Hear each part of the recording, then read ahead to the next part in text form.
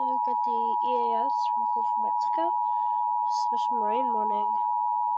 It's a cool one. The National Weather Service in Tallahassee has issued a special marine warning for Appalachia Bay or coastal waters from Keaton Beach to Ocklawahamie River, Florida out to 20 nautical miles, coastal waters from Ocklawahamie River to Apalachicola, Florida out to 20 nautical miles, waters from Swamee River to Apalachicola, Florida from 20 to 60 nautical miles, until 2 p.m. Eastern Daylight Time.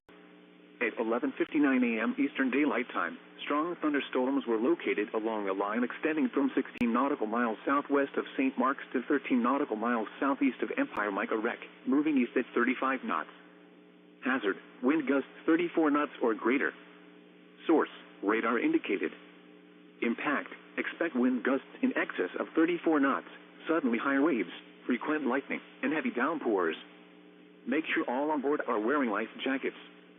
Locations impacted include V Tower, K Tower, and Marker 24 barge. Move to safe harbor until hazardous weather passes.